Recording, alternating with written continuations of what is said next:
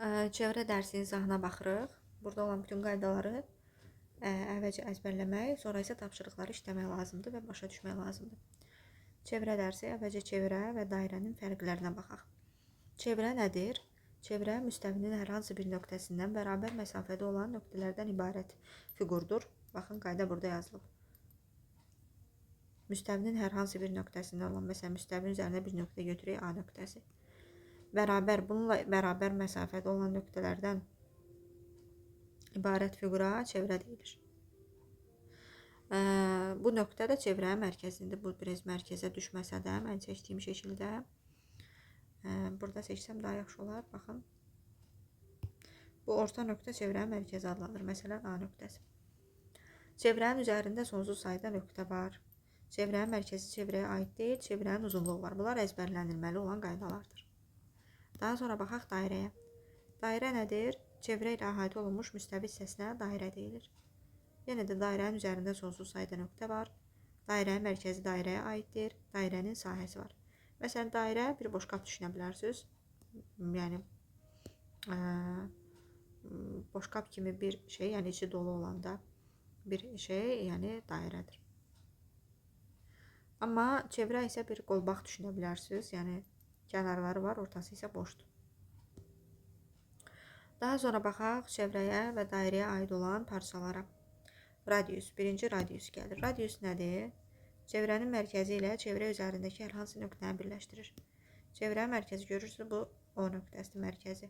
Çevrənin üzərində də A nöqtəsi. Bunları birləşdirən hissəyə, yəni parçaya nə deyilir? Radius deyilir. Radiusun bir ucu çevrənin mərkəzindədir. Gördüyünüz kimi bir ucu doğrudan da çevrənin mərkəzindədir. Bir ucu da çevrənin üzərindədir. Bir çevrənin bütün radiusları bərabərdir. Yəni burada mən nə qədər radius seçsəm, bunların hamısının uzunluğu eyni olacaq. Biri 2 cm ise o birisi də 2 cm-dir.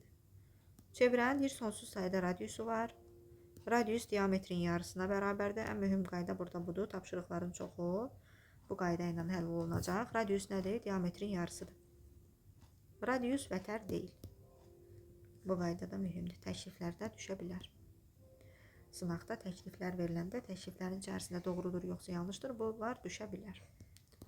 Daha sonra deyir diametr. Diametr deyir ki, çevrənin mərkəzindən keçməklə çevrə üzərindəki iki nöqtəni birləşdirir. Çevrənin mərkəzindən keçir və çevrənin üzərində olan iki nöqtəni birləşdirir. Və hər iki ucu çevrənin üzərindədir. Gördüyünüz kimi bu uc da çevrənin üzərindədir. Bir çevrənin bütün diametrləri bərabərdir. Bəli, baxın, buradan da diametri çəkə bilərəm.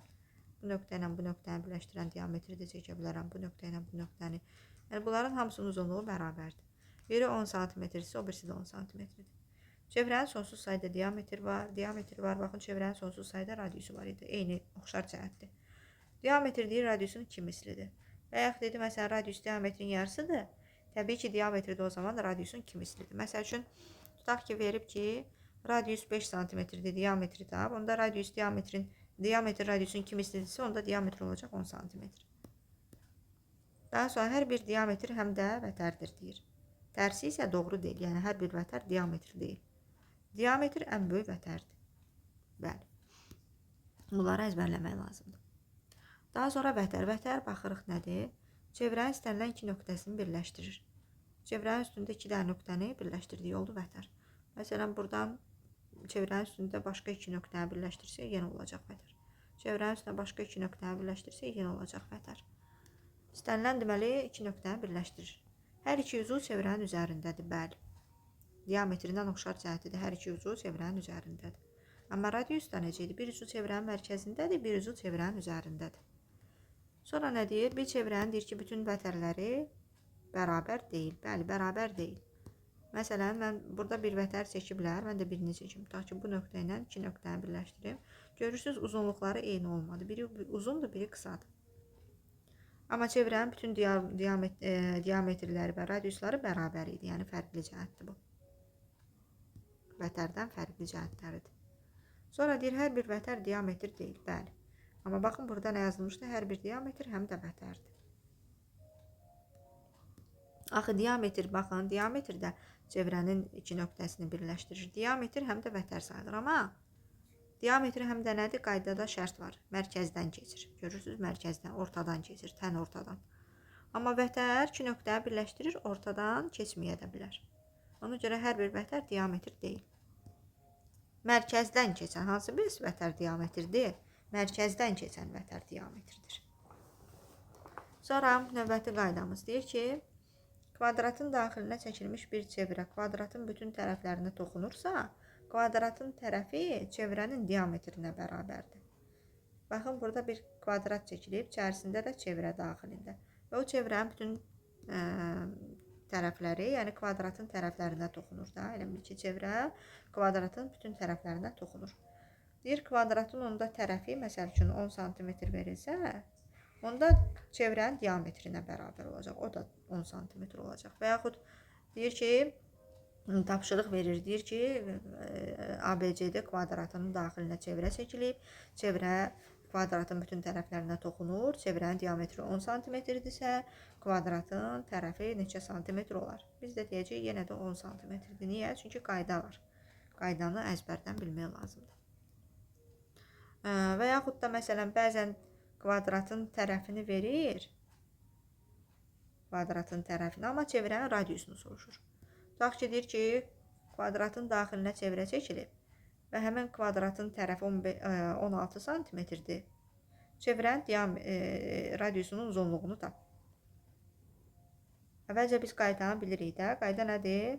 Kvadratın tərəfi ilə diametr bir-birinə bərabər olur. Bax, diametr hardan hara qədər olan hissədir? Diametr bu uzun xətt, bütöv bu uzun xəttdir. Tərəf 16 sm-dirsə, diametri də 16 sm-dir. Amma radiusu soruşursa bizdən, radius diametrin yarısıdır. Onda biz 16-nı bölməliyik 2-yə, eləyəcək 8 sm. Və yaxud da bəzən kvadratın perimetrini verir. Deyir ki, kvadratın daxilinə çevrə çəkilib. Kvadratın perimetri 40 sm-dir. Çevrənin radiusunu tap. Əvvəlcə biz kvadratın perimetri necə tapılır, onu bilməliyik. Perimetri necə tapıblar? Tərəfinin uzunluğunu vurublar 4-ə. Bir tərəfin uzunluğunu 4-ə vurublar. Onda perimetri 40 cm isə tərəfinin uzunluğu olur 10 cm. Düzdür? Əgər kvadratın tərəfi 10 cm isə demək diametri də, çevrənin diametri də 10 cm-dir. Radiusu tapanda isə diametri bölürsən 2, 10 bölünsün 2. O da eləyir 5 cm. Daha sonra baxaq qaydaya. O birisi qaydadır. Kvadratın daxilinə çəkilmiş 4 bərabər çevrə, görürsünüz, bu şəkildə kimi. Onun bütün tərəflərinə toxunursa, onda deyir tərəf bərabər olur 2 dənə diametrə. O da bərabər olur 4 dənə radiusa. Yəni, baxın, bu şəkilə diqqətlə. Burada kvadratın daxilində 4 dənə çevrə var.